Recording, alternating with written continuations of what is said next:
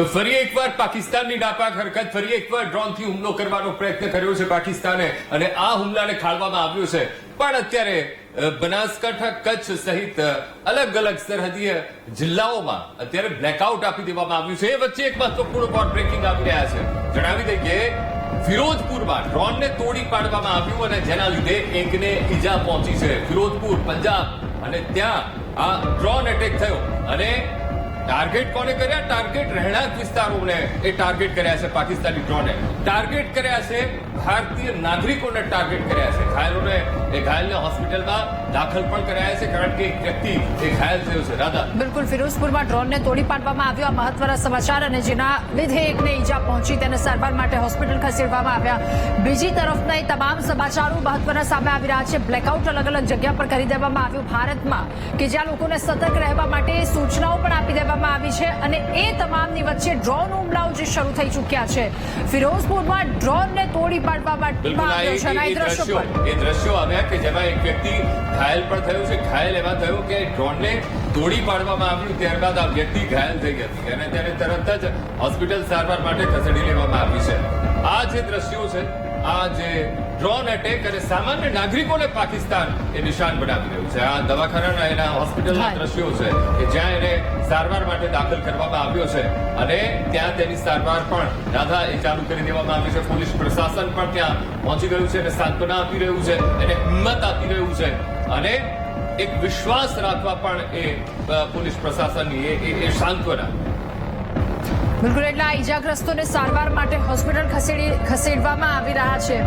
આ માહોલ તણાવપૂર્ણ માહોલ અને એની વચ્ચે આ વિડીયો એક સામે ફિરોઝપુર જ્યાં આ ડ્રોન એટેક થયો, વીટીવી આપને એક્સક્લુઝિવ આ દ્રશ્યો બતાવી રહ્યું છે કે જેમાં એક વ્યક્તિ ઘાયલ થઈ અને એ ઘાયલ વ્યક્તિને અત્યારે હોસ્પિટલમાં સારવાર માટે તેને દાખલ કરવામાં આવી રહી છે અને પોલીસ પ્રશાસન પણ ખડે પગે અને તેને હિંમત આપી રહ્યું છે.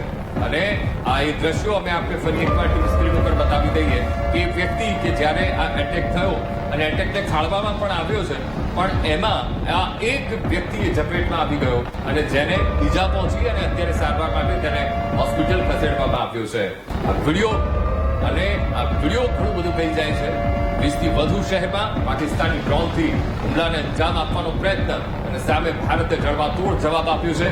જમ્મુ કાશ્મીર, પંજાબ, રાજસ્થાન, ગુજરાત કે જ્યાં હુમલો નિષ્ફળ બનાવવામાં આવ્યો છે. ડ્રોન વડે ફરી એકવાર ડ્રોન વડે એટેક કરવાનો પ્રયત્ન પાકિસ્તાન તરફથી કરવામાં આવ્યો છે. 20 થી વધુ શહેરોને ટાર્ગેટ કરવાનો પ્રયત્ન પાકિસ્તાન દ્વારા કરવામાં આવ્યો છે.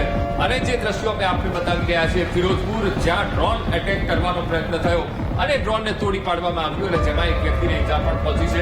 સારવાર માટે તેને હોસ્પિટલાઇઝ કરવામાં આવ્યો છે.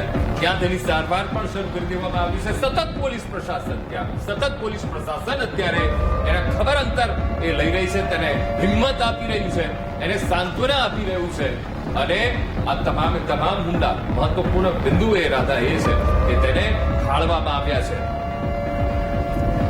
બિલકુલ, એટલે રહેણાંક વિસ્તારમાં પાકિસ્તાની ડ્રોનથી એટેક કરવામાં આવ્યો હતો. આ તમામની વચ્ચે વધુ એક મહત્વના સમાચાર રાધા વચ્ચે સામે આવી રહ્યા છે. કચ્છના લખપતમાં પાકિસ્તાની ડ્રોન દેખાયું છે. આ ખૂબ મહત્વપૂર્ણ અપડેટ. કચ્છના લખપત વિસ્તાર અને જ્યાં પાકિસ્તાની ડ્રોન દેખાયું છે અને કચ્છના હરામી નાળા પાસે આ પાકિસ્તાની ડ્રોન દેખાયું છે.